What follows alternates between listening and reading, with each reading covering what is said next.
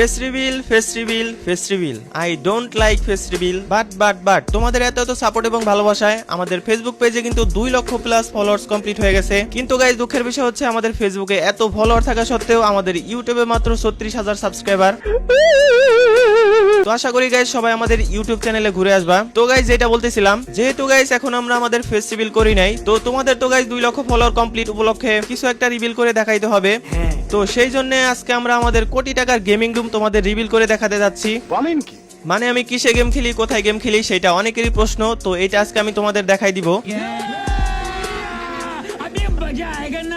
তো গাইজ বেশি কথা বাড়াবো না, আজকে আমাদের গেমিং রুম তোমাদের দেখাই দিব। তার আগে গাইজ বলে নেই, আমাদের গেমিং রুমের ডিজাইন এবং ডেকোরেশন তোমাদের কাছে কেমন লাগছে সবাই একটু কমেন্ট করে জানাই দিবা। জানি গাইজ এরকম গেমিং রুম তোমরা এর আগে কখনো কোথাও দেখো নাই। বাংলাদেশে এই প্রথম এত দামি গেমিং রুম তৈরি করেছে তোমাদের দাদু গেমিং। তো বুঝতেই পারতেছো গাইজ গেমিং রুমটা কতটা এক্সপেন্সিভ হতে চলেছে।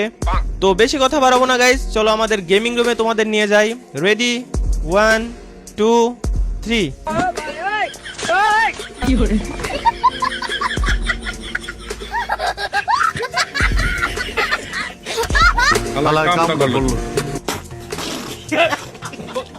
কি গাইজ বলছিলাম না, এত দামি এবং এত এক্সপেন্সিভ গেমিং রুম তোমরা এর আগে কখনো কোথাও দেখো নাই। আমার এই রুমের ডিজাইনটা মূলত সুগান্ডা থেকে করা হয়েছে। আচ্ছা তোমরা আবার অনেকে সুগান্ডা চিনবা না, আমি চিনাই দিতেছি। সুগান্ডা হচ্ছে সোমালিয়া এবং উগান্ডার মধ্যবর্তী দেশ। যাই হোক গাইজ সেটা বড় কথা নয়, বড় কথা হচ্ছে আমার গেমিং রুম তোমাদের কাছে কেমন লাগলো অবশ্যই সবাই কমেন্ট করে জানাই দিও। ভালো হয়ে যাও মাসুদ, ভালো হয়ে যাও। জাস্ট কিডিং গাইস, যেহেতু তোমাদের বলছি আমার গেমিং সেটআপ তোমাদের দেখাবো, তো গরিবের গেমিং সেটআপ তোমাদের হালকা করে দেখাই দেই। চলো এখানে দেখতে পারতেছো গাইস আমাদের গেমিং চেয়ার, আমি যেটাই বসে গেম খেলি আর কি। তো যাই হোক গাইস এটা সাইডে থাকুক। এরপরে দেখতে পারতেছো আমাদের ছোটখাটো একটা চটপটির দোকান। এটা হচ্ছে গাইস আমাদের মেইন পিসি, তোমরা ছোটখাটো একটা চটপটির দোকান বলতে পারো। এটার ভিতরে অনেকগুলো ফ্যান আছে। তো এরপরে আছে গাইস আমাদের মাইক্রোফোন, যেটার মাধ্যমে আমি কথা বলি, মানে সবগুলাই মোটামুটি লাইটিং। এরপরে দেখতে পারতেছো আমাদের স্পেশাল এডিশনের একটা হেডফোন, যেটা কিনা 5 বছর আগে কিনছিলাম, এখনো গাইস একদম ভালো একটা সার্ভিস দিতেছে। তো দেখতে পারতেছো উপরের যে সাদা অংশগুলো দেখতেছো, এটা পুরাটাই কালো ছিল, রং উঠতে উঠতে এখন সাদা হয়ে গেছে। মানে বুঝতেই পারতেছো এটার উপর কতটা প্রেসার দেওয়া হয়েছে। এরপরে আছে গাইস একটা স্পেশাল এডিশনের মাউস, যেটা কিনা গাইস সুগান্ডাই থেকে অর্ডার করছিলাম। তো দেখতে পারতেছো মাউসের অবস্থা খুব একটা ভালো না, অলরেডি তেলাপোকা কাইটা ফেলছে, মানে অর্ধেক খায় ফেলছে।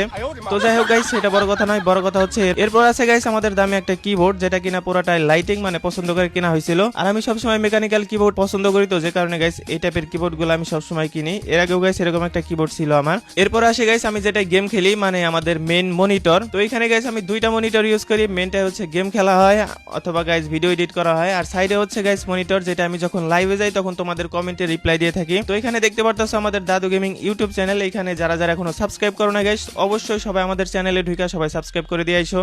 এরপরে আছে গাইস একটা ক্রেস্ট নাকি কি বলে গাইস, এটা আমি সঠিক জানি না। যাই হোক 2024 সালে যখন আমার ডিপ্লোমা কমপ্লিট হয়েছিল তখন গাইস এটা আমার কলেজ থেকে দিছিল। তো আর এখানে সাইডে দেখতে পারতেছো 2-3টা ঘড়ি আছে, এই আর কি। তো এই ছিল গাইস আমাদের ওভারঅল সেটআপে তেমন কোনো কিছুই নাইকা। আর আমি কোনো কিছুর দাম বললাম না, যেহেতু গাইস সবকিছুই কম দামি। তো গাইস আমি যখন রাতের বেলা গেম খেলি তখন আমাদের ভিউটা কেমন থাকে তোমাদের একটু দেখাই দেই। তো আশা করি গাইস রাতের ভিউ দেখলে তোমাদের সবার ভালো লাগবে। তো চলো